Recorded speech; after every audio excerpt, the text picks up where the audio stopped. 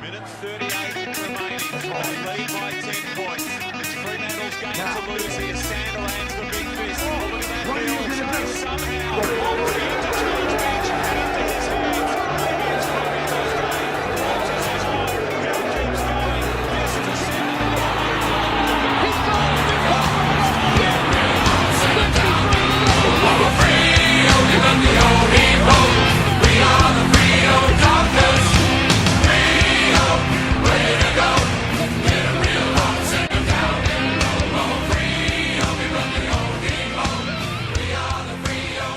Juddy, welcome. Another big week for Dork Talk. Another win on the board. How you going?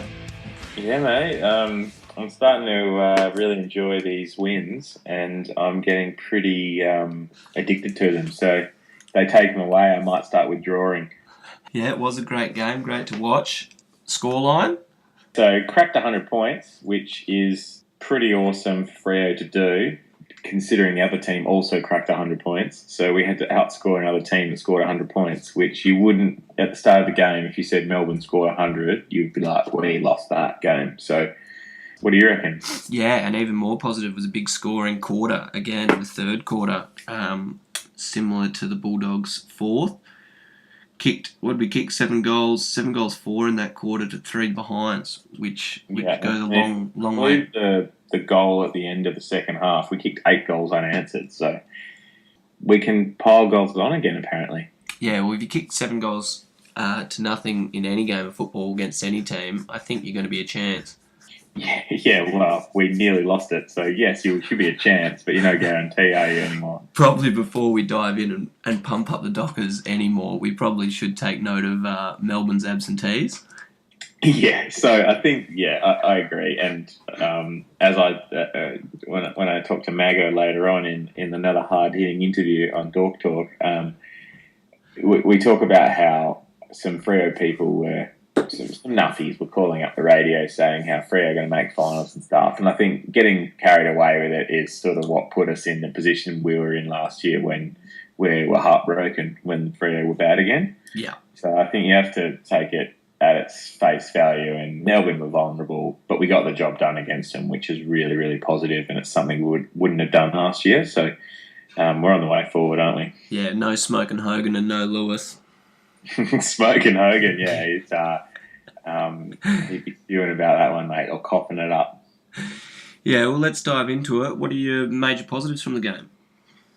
Big positives to come out of this week and against the Bulldogs was the adversity they had to come through. And I don't mean in terms of injuries or anything like that. We did have an injury in Stephen Hill, but more so that Melbourne didn't let us win that easy. We had to work really hard. And I was talking to Rob Dog, shout out Rob Dog, who we both agreed that it was a blue-collar win. Both of them have been blue-collar wins. We're winning on the back of hard work and then a few little speckled bits of brilliance rather than, Fife kicking 6 goals and, rather than one person dragging us across the line, which is probably what it was in 2014.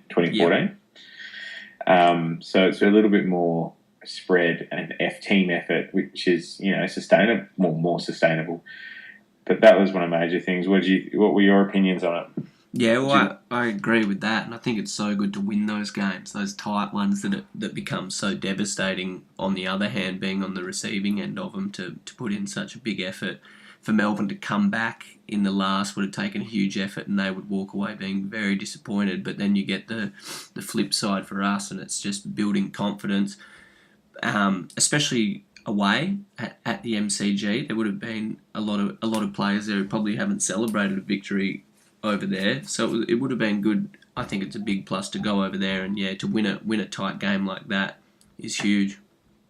Particularly with a lot of the younger guys that have come in. I mean, there's the obvious ones of Balek and Logue, but then you look at Wellers and Croziers and those sort of guys. They wouldn't have won at the MCG, probably in their career. Yeah. And particularly last year, we had one win at the Gabba and the rest were at home. So a lot of the Blakely's another one. A lot of those younger guys wouldn't have had many wins away, and particularly at the home of football MCG, it's a really, really good. They will come away wrapped with that, and hopefully it gels the team more, and they become more a bunch of mates rather than them getting ahead of themselves. But I think they look like they're in a good spot like that at the moment. It's a young, enthusiastic team. Yeah, definitely. I enjoyed the midfielders kicking goals on the weekend. Lockie Neal slotting 4 and Mundy with 3 himself. Where do you reckon that comes from? Because that isn't a big thing for us midfielders kicking a lot of goals, but 7 between Neal and Mundy, pretty impressive. Well, Mako does touch on Neil a little bit, but without stealing his thunder, I think, firstly, it means that we're a little bit more flexible than we have been before. And we were talking about it last week or the week before. Ross Lyon seems to have a plan B again. Throwing Mundy forward was great, and he had an immediate impact and a sustained impact. And a few of those goals he kicked where he'd spoil and then robe his own ball and snap over his shoulder. He'd be a bit hard to match up on as a tall midfielder, similar Definitely. to Five. Yeah. And then Neil, for him to take marks and kick goals inside 50 means that we're actually looking to where we're kicking it. One of them was a holding the ball free kick, I think, but he had 3 or 4 marks inside 50. So it means we're lowering the eyes, hitting him up, doing those things that we've been so angry about with Freo just bombing it high and long to our non-existent tall forward. Yeah. So they're good signs, the midfield goals. Obviously, Neil won't kick 4 every week, and he'll be lucky if he kicks 1. Mundy could well be spend 50% in the forward line, though. And I think that's a good move. Yeah. Wait and see, though. Did you want to flick through the recruits now, or did you have anything else you wanted to bring up in the game? Yeah, well, why don't we just segue in? Let's have a chat about recruits. Yeah. So firstly, the recruits, I think Brad Hill, again, another tick, another feather in his bow, basically. Good game, attacking, damaging. I thought Kirsten probably played one of his best games. Yeah. He took some marks. He kicked the first goal, which was a nice snap. He was a link-up player and did some good things overhead, but also in the last minute to save the game, he did a big spoil on the wing. Yeah, it went out. So he's done some pretty good things in this game, both sides of the ball, which I think for a 20-ish game player, I think people keep thinking we've recruited these guys that have played 150 games and they should be How many has Kirsten played? Played 40 games, yeah, okay, so 40 games. Yeah. 37 for Geelong. So he's under 50 games, which is not many. You think you take 50 games just to find your feet in the AFL, basically, 2 seasons worth. So I think people are very harsh on players like him. Probably Brad Hill's the only one you want an immediate impact out of, and he's given us that. Yeah. And Hamling has he played 20 games? He came in mid-season. So yeah. I dare say he's probably under 20. So I think Hamling was serviceable again. He's a fullback. We can't expect him to get 20 touches every week. He did some good things, some desperate things. And then your man Cam Mack, old Rickety Cricket. Yeah, and looking at the recruits, I was a big fan of C-Mac on the weekend, kicking 2 goals, 20 disposals, and he gained something like 500 metres, which I think was a couple of hundred ahead of the next best. 500 is huge. So in those games where Dangerfield goes mental, he gets like 400 or 500. So that's a huge metres gain, which means there was a big impact on the game probably as well. And it still looked like he's got plenty of room to improve. Like he missed some opportunities and maybe could have been cleaner in the contest. But he was always around, and I just love how he keeps presenting and coming up and just keeps getting involved in the game. Like he never seems to... He's always in the action, which I think it's important to find the football, and then he's obviously going to get better. Yeah, I read an article saying how he's never had much more fun playing footy. So I think he's got a balance going now, it seems, or whatever that means for him. So we should expect him to sort of really, week by week, improvements, which he's shown already over the last couple, which is really quite good. A couple of little things I wanted to talk about before we move on to other popular segments. So some moments in the game I thought really stood out to me, and they were legitimate moments. They weren't like passages of play or anything, but in the first quarter, towards the end of the first quarter, I think we were under a little bit of siege, and Fife did that diving smother. Yep. And that just summed up that he's not just about the high marks and stuff like that. I think if he does that, those sort of acts week to week, the players will get around him, even if he's a dickhead, which all the rumours are he's a dickhead. Yeah. But you watch your captain put their body on the line like that, and no way you don't lift from that. We did come out in the second quarter and stink it up a bit, but those sort of things I think are really, really important. And he took that great mark going back with the flight. Yeah, he took 2 of them, didn't he? Yeah. So I think body on the line, 3 acts from Fife was really quite good. But a few guys that really sort of stood out that didn't take the next step. I thought Hughes did some good things late, desperation-wise, but I think he's still got a way to come before he's AFL standard in disposal and clean ears with the ball. So, I don't know. I don't mind him too much if he keeps getting games, but he's definitely someone that's not getting played purely out of earning a spot. Crozier was really good. Not him. Sheridan. Sheridan really annoys me, and it's not just his hair. Oof. He turns it over. He does silly things. He's kicking. He should be really skillful, and it might be just that he's under the pump, and he sort of probably feels that his spot's under threat. But he disappoints me so much. I don't really like watching him play. Yeah, he could be a possibly in-out player for the remainder of the season. And old mate Ibo. Ibo was pretty stinky on the weekend too, which is good that we won still. But if, say, Hogan had been standing there and Ibo was mounting up Hogan, I think it could have been a different story. So, Big Smokin' Joe Hogan. yeah, Smokin' Joe Hogan is a great nickname. But yeah, so I think there's possibly 3 changes. I dare say Hughes and Sheridan will stay in, but Ibbotson fits that age range of, like, Collins could come in for him. Yeah. And Collins has been playing pretty well at Waffle. The other guy that's still putting his case forward is Darcy Tucker, who's been playing well. Funnily enough, Sean Darcy, big boy Sean Darcy, Sean DePaul, got 2 disposals on the weekend. Alrighty, we're going to head all across to a little segment I like to call Jaddy's Interviews. Alright, so we've got Mago joining us from Perth for his opinions. So, alright, Mago, how are you? Doing really well. Very excited both to be on this YouTube video and about Freo at the moment. One day we might become a podcast. Like, you never know. That'd be good. How good is, like, you can get used to winning pretty quickly, couldn't you? Oh, absolutely. This is like, well, I won't say the good old days, but like the slightly more old days, like the 2014, 15. But it's almost a bit more exciting now because there's like real change now. We're not just running the same old plays. We're kind of attacking a bit more now. Yeah, it's the slightly more bearable days. Yeah. All right, so I think one of the major things I wanted to have a chat to you about, and I'll set the scene a little bit. So I love listening to footy podcasts when I'm like driving or on the bus or whatever, and been listening to this one, the SEN podcast from Melbourne, and Adam Cooney's actually pretty good to listen to on it. Listening to it actually earlier today, and he was talking about how, obviously they were saying how Freo played well and blah blah blah, and they were pretty, they were giving a lot of praise to Freo. He said quite a few times that Ross Lyon has undone the shackles on Freo, or like let the shackles free, and basically it's as if he's saying that Ross Lyon had a hamstring of Freo for all this time, and then suddenly he he's like just hamstrung the team. yeah. It's like he was holding us back, and now he's not holding us back because his job was on the line.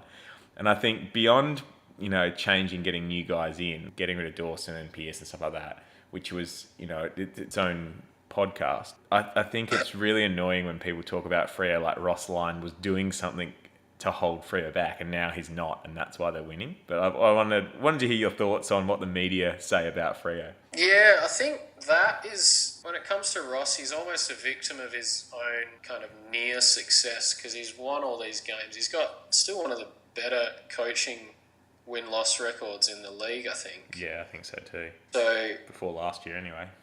people just assume that he's got this one way that he gets teams to play. I don't think anyone goes out there and intentionally tells players to like not play as well as they can. So you're trying to tell me he doesn't tell Dawson to go out there and be an absolute spud? Nah, well, You'd think he does the way Dawson plays, but no, I don't. I'm all over Ross at the moment. I love Ross. I had some doubts, I will admit, but they've cleared up pretty quickly. Like those first 2 rounds just look like.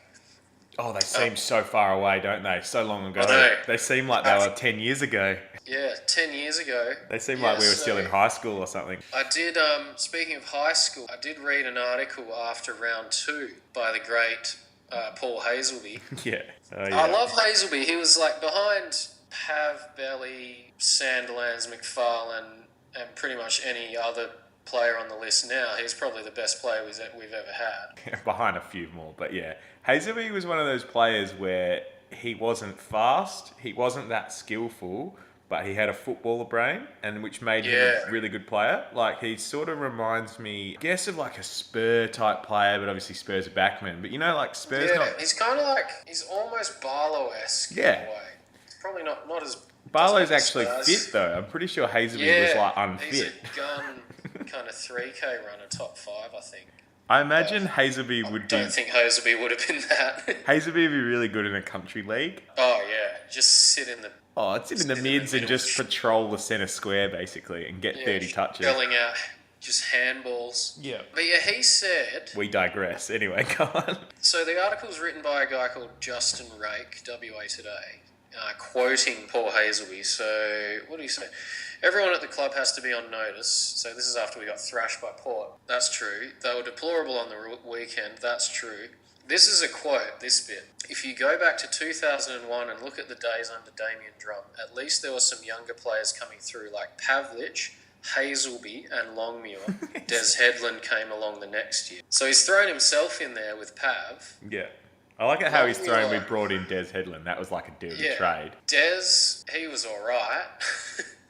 Longmuir won a game after the siren and basically didn't do anything else. So he's basically saying, and then he says he didn't have any faith in the current crop of players. So he's basically saying there that like your Cam McCarthy's, Lockie Weller, Ed Lang, all these guys that are like Lockie Neal even. Five. He's still quite young. Monday. Yeah, 5. So the current crop of players is not as good as, I mean, Pav's obviously one of the all-time greats, but they're not as good as Hazelby, as the Longmuir, 2001 Dockers that won the spoon and won 2 games. Yeah, so he's after 2 rounds call. saying a 0-2 season is way worse than a 2-20 season, which we had in 2000. Well, the best is now the Freo are 2-2.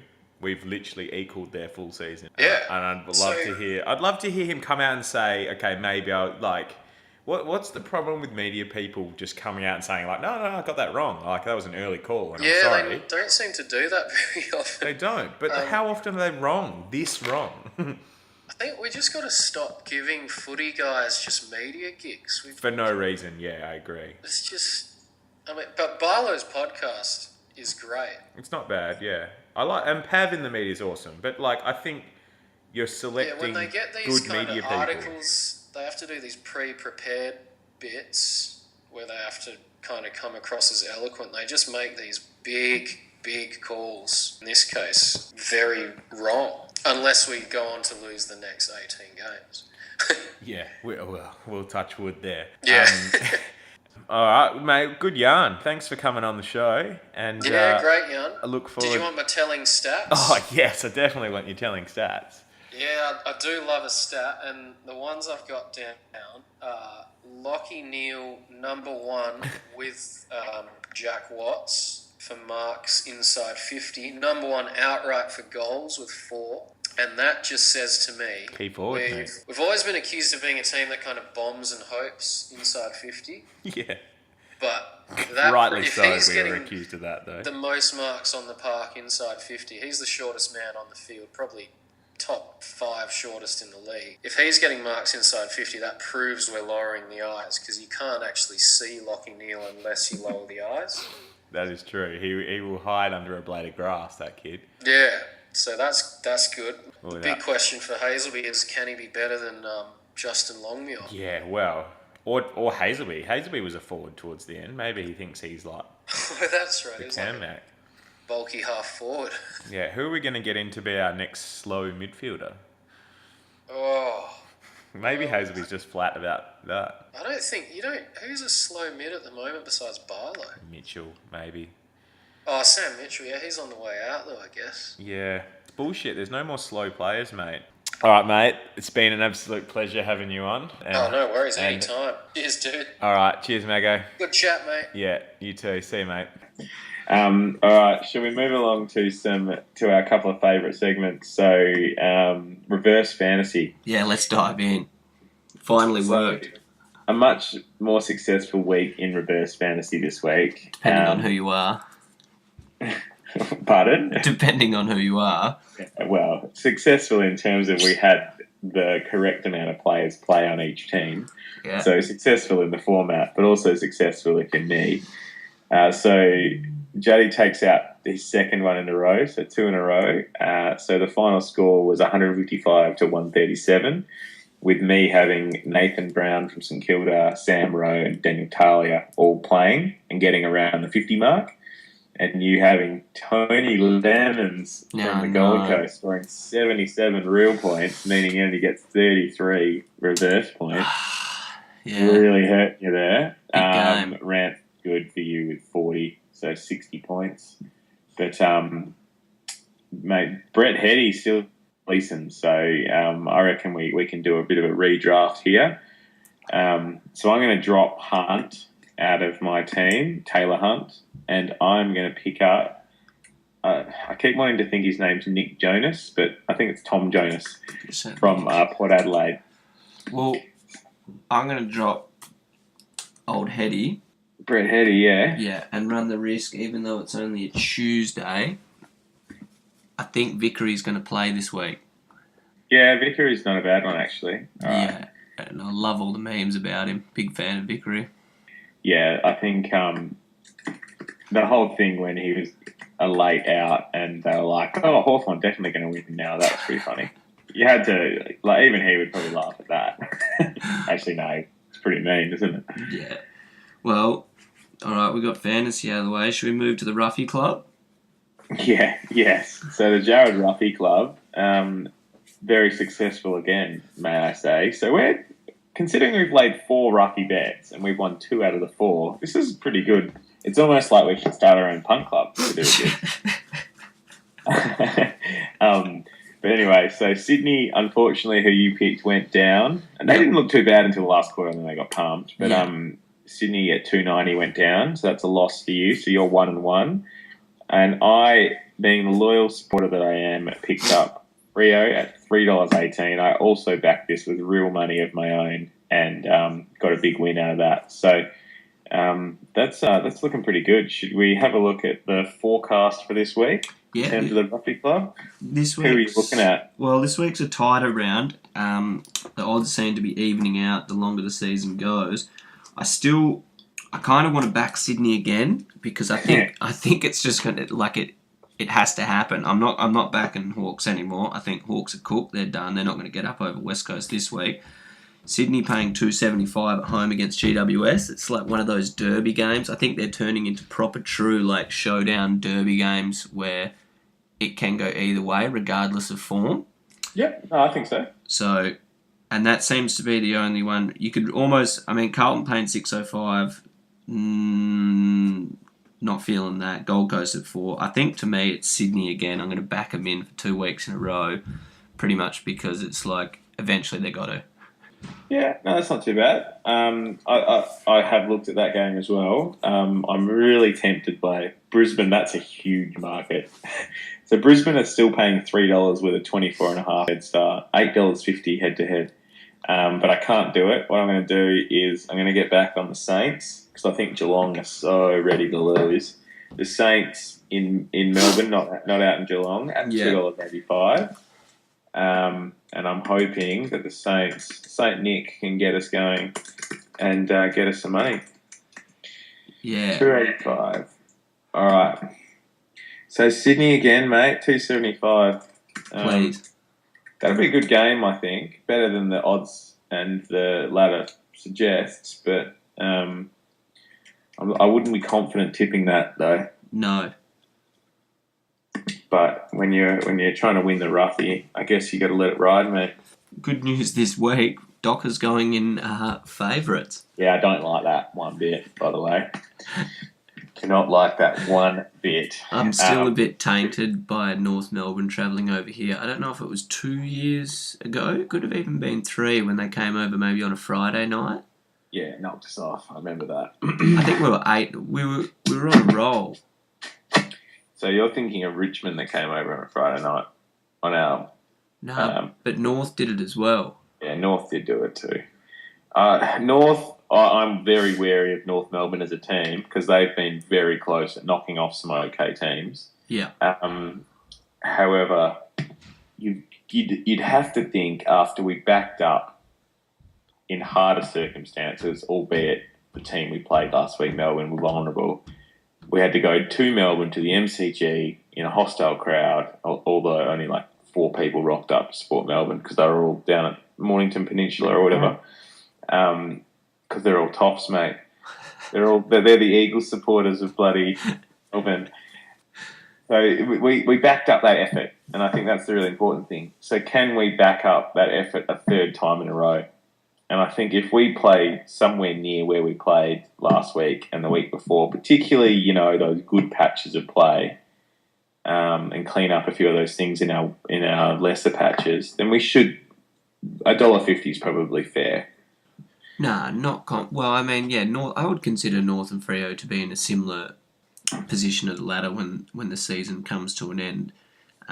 Same as Melbourne. Like they're going to be. I think we're all going to be thereabouts. So North have got it in them to beat us, and especially they've definitely been more consistent this year. They still have some very good players in their team, like Higgins. He's been dominating. So I'm also worried. But if we can produce similar consistent football, we're definite chance. Yeah, I think so. I think again it's more down to how we play. I think we said this last week. It's more down to how we play rather than, we know North Melbourne will probably bring, a certain standard, and if we come out and we're half asleep and we're missing targets and we're not playing with that same intensity, then I think the Willerton thirds could beat us. Yep. But if we come out and play well, then we look just $1 million. And I don't say that lightly. We looked really good in that third quarter in a lot of pieces of play. So I think that's sort of probably our key. I'm a little bit concerned about guys like Zeeble because he crunches some people, man, and I'm a bit worried he's going to go and crunch someone. So on the weekend we had 2 or 3 big hits. Did you see Big Jared Cloakey get hit by Zeeble? Yep. So Jason Cloak got hit. That wasn't Jason Cloak. What am I saying? Travis. Jason Cloak was his brother and used to double fist it. Travis Cloak got crunched, and Travis Cloak is a gorilla. Like, he is huge. Got crunched and probably won't play for 4 weeks. He got hit in the duodenum. So to summarise your prediction, confident-ish in Fremantle, but worried that Zeeble's going to smoke someone. Like Sandy. I'm worried that he's going to come up against Sandy and Sandy will come off second best. But yeah, be very wary of the wounded Roo, as they say. Very excited at the prospect to be 3-2, though. Well, yeah, who would have thought? 3-2 and rolling into a derby. Yeah, exactly. And Eagles haven't looked overly convincing if we're moving ahead to looking just very briefly at the derby. Shaping up to be back to a good derby. Well, yeah, and it's one of those, I think, same as what I spoke about before, is like the showdown, and what are they called? The Battle of the Bridge? Yes. It doesn't quite matter the position on the ladder. It's one of those games that can go either way regardless. Yeah, so that'll be a good game too. And we don't have to leave Perth for a while, which is pretty sweet. Definitely. Speaking of leaving Perth and coming home, big return this weekend. Well, speaking of returning to Perth, yeah. So getting to watch my first live game first live Dockers game since I don't know when, actually. Would have been last season, sometime mid-season. So really looking forward to it. I get to see a couple in a row. I get to see the MCG versus Richmond coming up in a few weeks' time, which I'm a lot more confident about now than I was 2 weeks ago. Mm-hmm. But yeah, back to, you'll probably hear me if you're listening. I'll be yelling pretty loud. I think a few of our listeners will be there with us. Yeah, well, all 4 of them. And I'm including you and me in that, so all 2 external listeners and Mago. That's great. Well, have you got anything else you want to talk about? No, mate. I think we can probably reconvene in a few days' time after the game on the Saturday night, and maybe on Sunday when we're a bit hung-dog millionaire, we can discuss how good or bad we are. Oh, definitely. Look forward to it, Juddy. Look forward to the game and look forward to seeing you. Very much, mate. All right, I will speak to you later, monkey. Goodbye.